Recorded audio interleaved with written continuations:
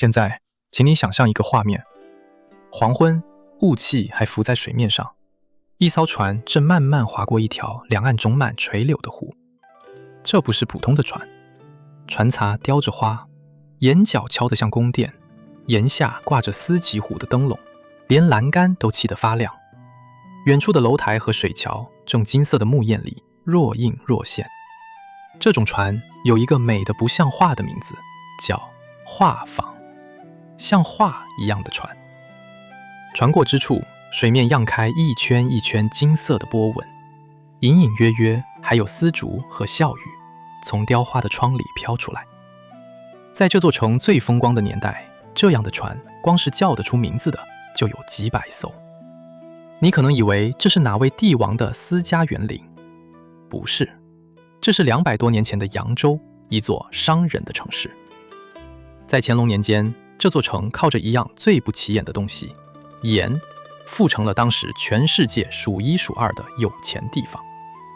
城里最过的那批盐商，家底加起来抵得上国库2年的收入，连乾隆皇帝下江南6次都特地在这里停留。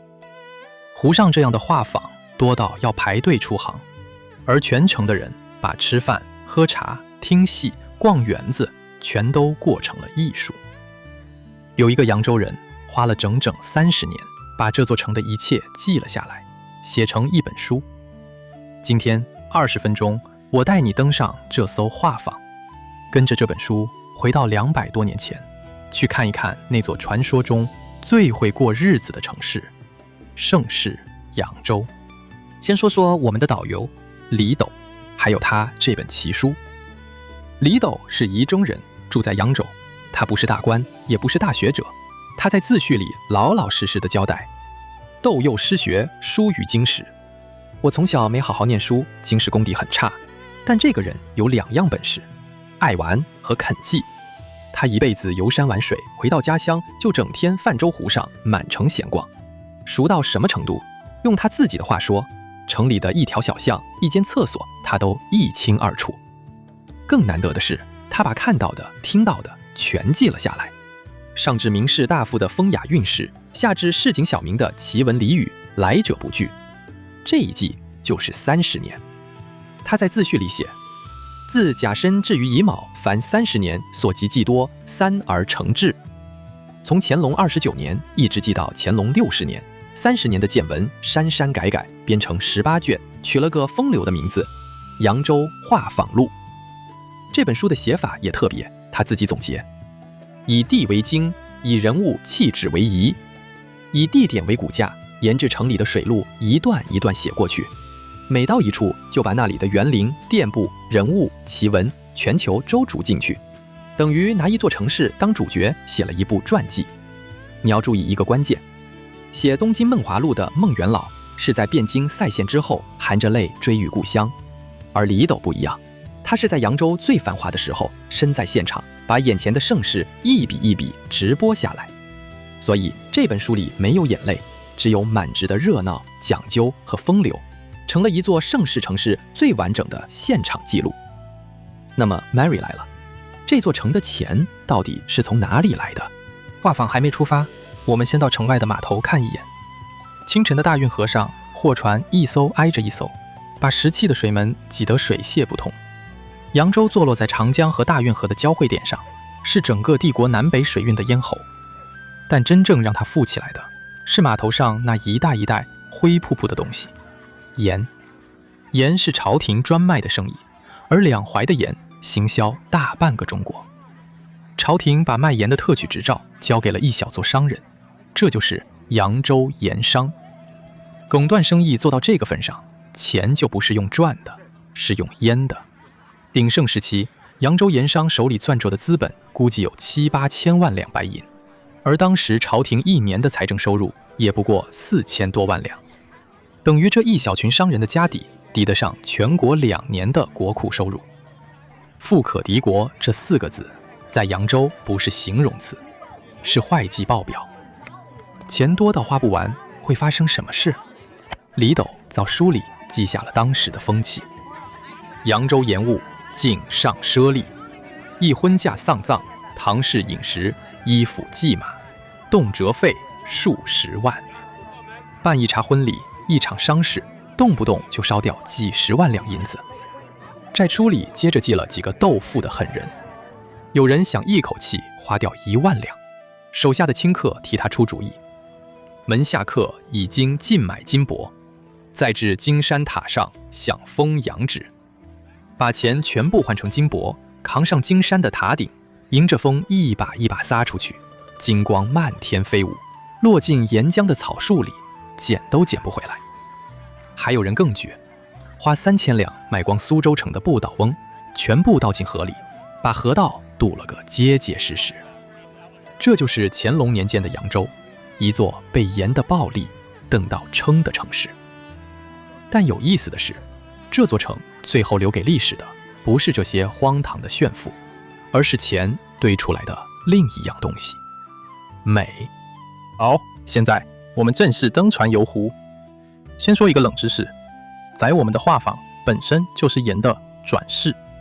李斗在书末考证，扬州画舫始于古彭，最早的画舫竟是泰州运盐的驳船，船身朽烂，载不动盐了，舍不得拆，就拖进内河，架上梁柱，雕上花，挂上灯，摇身一变成了湖上最风雅的游船。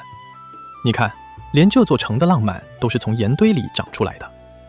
后来画舫越造越讲究，李斗光是记船的名目就记了一长串，有船尾设茶灶，船开到半路肉就挣烂了的；有满窗嵌着玻璃的玻璃船；有双畅如飞的双飞燕。湖上的船队讲究的像一座流动的城市。画舫摇出城，驶进一条瘦长蜿蜒的湖，它本来叫宝障湖，后来有诗人说这里的景致比杭州西湖更清瘦更婀娜，替它取了个新名字瘦西湖。春天的湖上，画舫一艘接着一艘排成松松的队伍，两岸的花和柳全傍着水，亭台楼榭一座连着一座，一路铺到远处的山脚，中间几乎不断一处。船行其中，就像在一幅徐徐展开的手卷里前进。你要记住，这满眼的风景没有一寸是天然长成的，全是盐商拿银子一寸一寸堆出来的。当时有个叫刘大冠的官员，游遍天下名胜，回头给了扬州一句评价，被李斗郑重地记进书里。这句话我们逛完园林再揭晓。船头一转，前面先冒出来的是一座桥，这座桥叫仁花桥，今天的人更爱叫它武亭桥。它可能是中国最秀气的一座桥，白石砌的桥身上盖着5座黄瓦小亭，远看像一朵盛开的莲花浮在湖面上。李斗记它：上至五亭，下列4翼洞，正侧凡10又5，月满时，每洞各衔1月，金色晃漾。桥身正面侧面加起来一共15个桥洞，到了月圆之夜，15个桥洞每一个洞里都衔住一轮月亮的倒影，金光在水里缩漾。一座桥可以同时收藏15个月亮，这是何等奢侈的浪漫。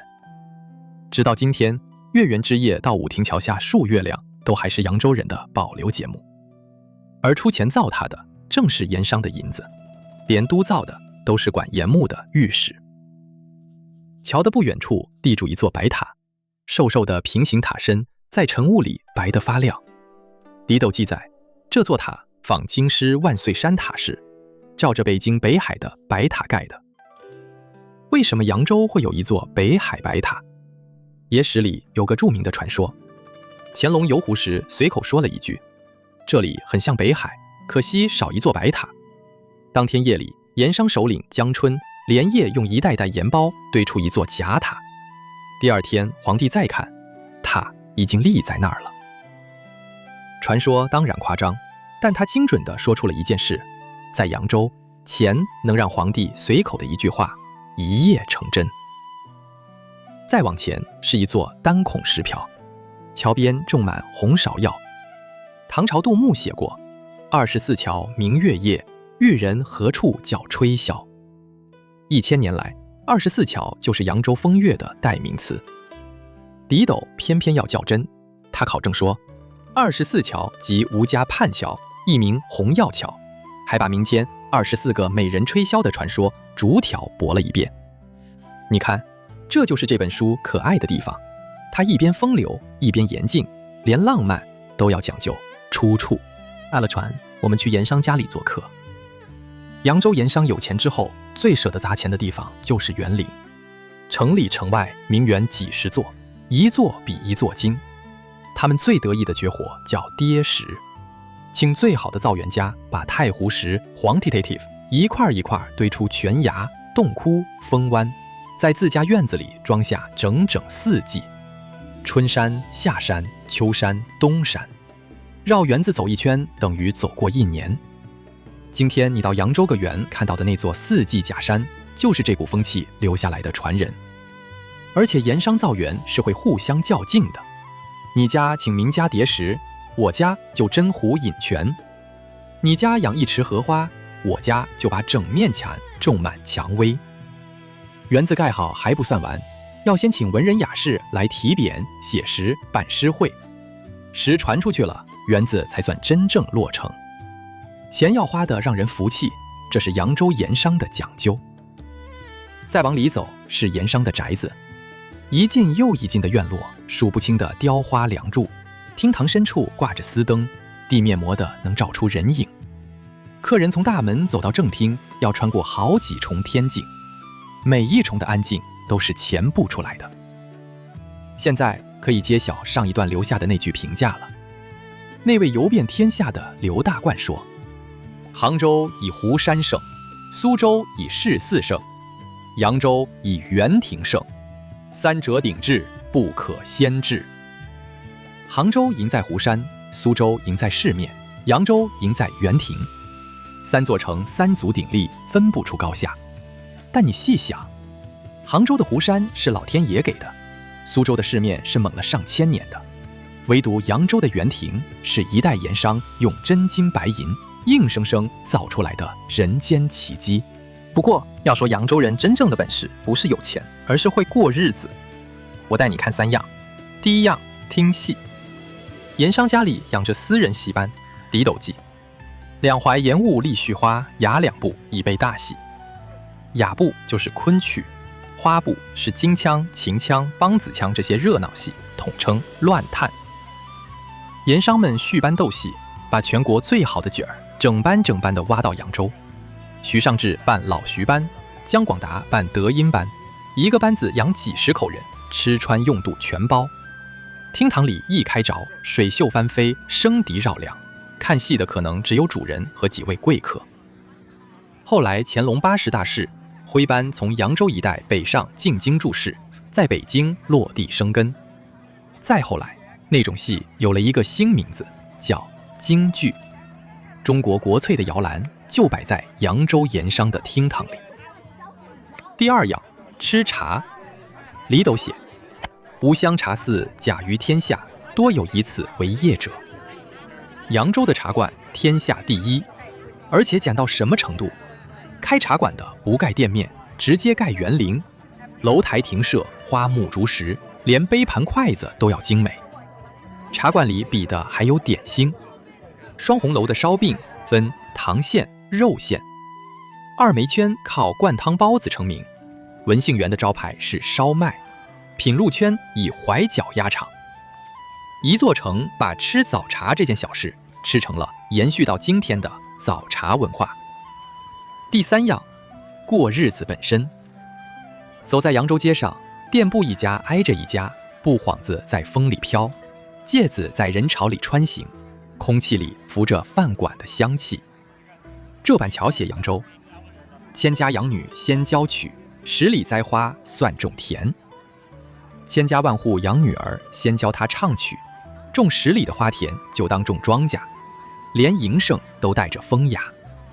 在这座城里，艺术不是有钱人的特权，是全城的生活方式。乾隆皇帝6次下江南，6次都到了扬州。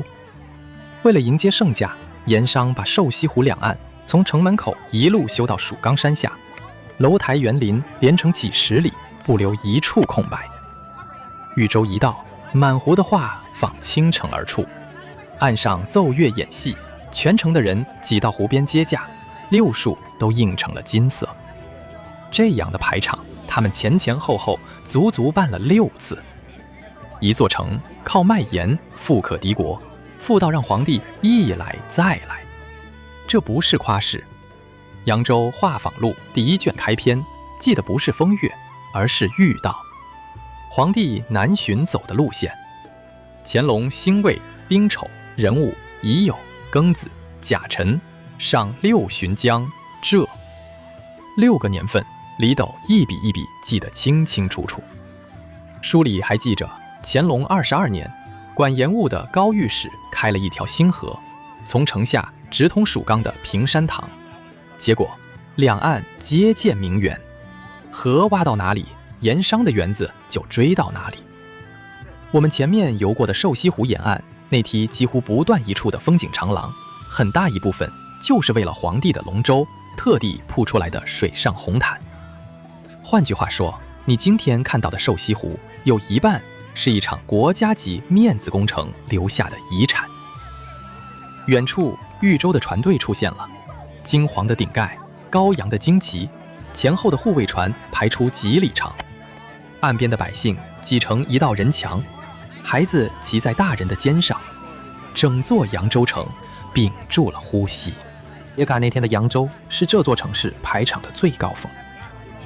李斗记下了那个场面，自高桥起至迎恩亭止，两岸排列档子，淮南北30总商分工派段，公设乡亭，奏乐演戏，迎丧于此。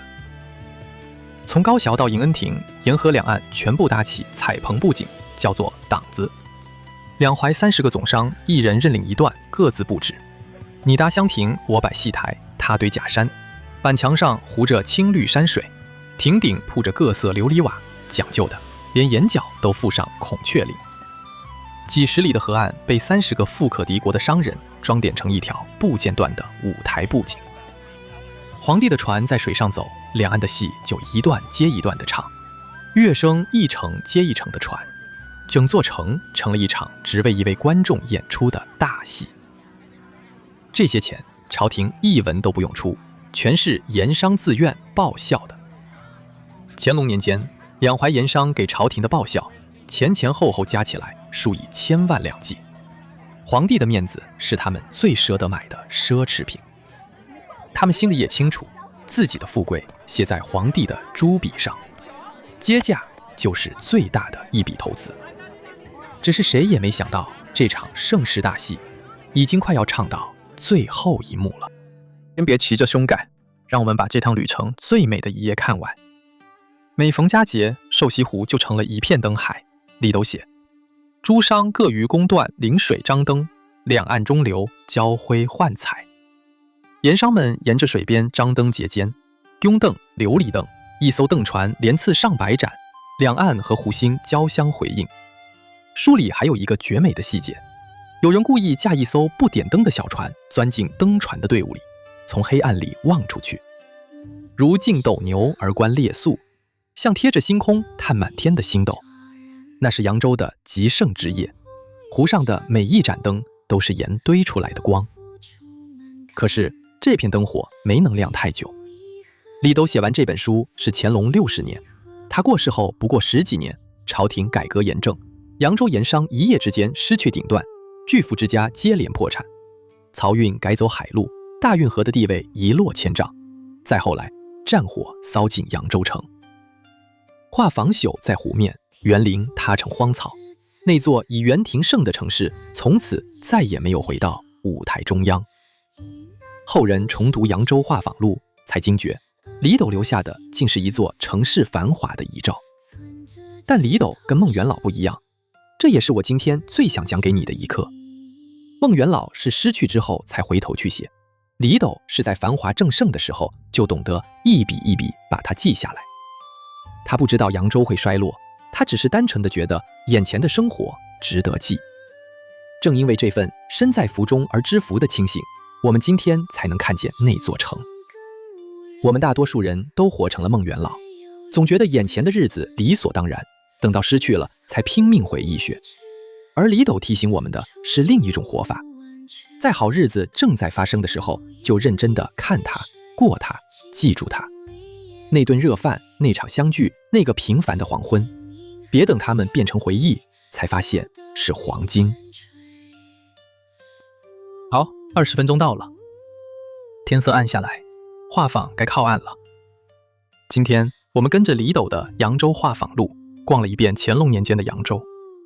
我们在码头看了堆成山的盐包，听了金箔砸下塔顶的荒唐，登上盐船转世的画舫，穿过武亭桥下15个月亮，在盐商的园子里走过4季假山，在厅堂里听了一折昆曲，在茶馆馋了灌汤包子。最后我们挤在岸边看皇帝的龙舟时，过几十里的彩棚，看满湖灯火亮成银间的星空。这座城后来输给了时间，但它最好的部分，把日子过成艺术的本事，和李斗那支正盛时就记住的笔留了下来。一湖烟水留与后人，200多年过去，瘦西湖的水还在，武亭桥的月亮还在，画舫每天还载着游客出航，只是船上的人已经换了一代又一代。如果这趟扬州之旅让你有收获，记得订阅频道，我每周用20分钟带你读完一本值得读一辈子的好书。下一集我们换个口味，读明朝冯梦龙的《古今坛盖》，一本古人的笑话大全，看最会说故事的人怎么用笑声把历史看穿。最后留言区告诉我，如果能回到乾隆年间的扬州待上1天，你最想做什么？上画舫游瘦西湖，去茶馆吃一笼灌汤包子，还是挤在湖边看一夜灯船？我们下集见。